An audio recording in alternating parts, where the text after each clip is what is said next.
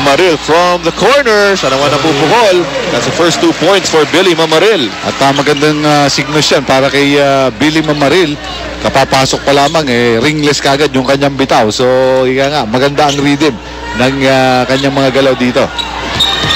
Peter Jude Simon, eto naman. Dinidigitan talaga ni Tubid. At the post, it's Valenzuela versus Salvador. Simon kicks it out. John Dan, 3 seconds sa shot clock. Natapigan pa. At nakuha na nga tuluyan ng Barangay Ginebra. Here's JJ Heldebrand to finish the fast break. At tuwa-tuwa si Chris Alexander because he was the one na nagsimula nung fast break play ng Barangay Ginebra. Ordinarily, rebound lang kanyang kukunin. Pero dito, he made some dribble to give it to JJ Heldebrand for the finish. And just like that, tikit na naman itong Barangay Ginebra. Missed by Ralini. Here's Tubid. Tubid against Peter Jude Simon. May foul pa. Pumasok ang tira. And Tubid will just not be denied in that play. Hindi ipinilit ni Ronald Tubid. Biglang umapak siya sa preno. Hindi na alam ni PJ Simon ang kanyang gagawin doon. Makita mo, sabay sila nararatsa. Biglang tumigil ito at nakipagbanggaan muna. Parang may nakita man lamok itong si Peter Jude Simon sa balikat nitong si Ronald Tubid. Medyo nagulat din si PJ. Ano naman gagawin ko rito? Parang undecided siya, no? Kung pa-foulin nyo, hindi. Pero you're giving up the foul. Mas maganda na yun. Wala na 3-point play opportunity. Correct. And that's precisely what he gave to Ronald Tubid in the Barangay Ginebra. And in the seesaw battle, mga kaibigan, lamang na naman po ang Barangay Ginebra, 33. Iba-iba talaga ang goal no? Nung kung una, talagang goal na lang nila. Huwag ma-eliminate dahil nasa ilalim sila ng team standings. Ngayon nagpapanalo na sila. Susunod naman na goal huwag mapunta sa wild card. Magdiretso na sila sa quarterfinals. And why not? Pang-anim pa ito na laro na. 5 pang natitirang laro nila. At yung mga kupunan na posible lang ma-dislodge, ang pinakamalayo doon 2 full games ahead lamang sa kanila. So, very much possible. Doon sa natitirang 5 laro lang, kung magkaroon lang sila ng winning record doon at 3-2, marami nang pwedeng mangyari ron.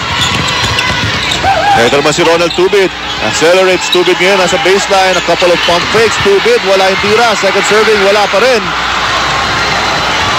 Too much energy that time from Ronald Tubid. At ramdam yan na magkabilang ay mga fans na magkabilang kupunan dito. Talagang into the ball game. Kahit nagkaulanan kanina. Pero pa rin tayo rito. Under 6 minutes remaining here in the first half. Ito na naman si Ralimi against Alexander. Up and under move. Ito na naman yung hook shot. A miss this time. So it's a battle of jump hooks from these 2 imports. Hindi basta mga jump hook. Yung mga hook shot nila pababa na Galing langit Galing langit. Kaya sky hook yun. Ito na ngayon yung pick and roll play. Hindi na kompleto ni Billy Mamaril. Asking for a foul. Here's Roger Yap. Pumunta sa poste dito kay Kirby against Ronald Tubid. Turnaround jumper, too strong. Andyan na naman si Ralimi. Left-handed layup is good. And what we're seeing here is that Ralimi has spaced himself more effectively than Chris Alexander. Mas nakakaramdam ng pagod ito si Alexander dito.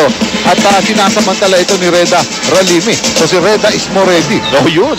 Ito ngayon, seesaw battle na nga po itong ating napapanood. Ronald Tubid, may tira naman tira. Pero siya pa rin na nakapulot. Tubid again. Gets the contact. Plus the basket. Alam mo, itong mga taga-Barangay Ginebra, especially players like JJ Heldebrand and Ronald Tubid, they may miss some shots. But they will always be there for the second servings. At yun, ang mas mahirap pigilan sapagkat wala na yung kanilang mga bantay pag nangyari yung offensive rebound. Maganda yung pagkaka-screen doon ni Chris Alexander, kaya bagay na libre. Itong si Ronald Tubid, who really had to be active dahil na yung kanilang erstwhile yung leading local scorer nila, si Mark Caguioa was sideline. Although Mark Caguioa is seated dyan po sa bench ng Barangay Ginebra in uniform. Ang mas mahalaga doon, dampot pa niya yung pangalawang personal foul ng import. Pure Foods. Yung Chico Lanete. Isa rin sa mga binanggit ni Coach Ray Gregorio na kailangan pumutok rin sa opensa ng Pure Foods.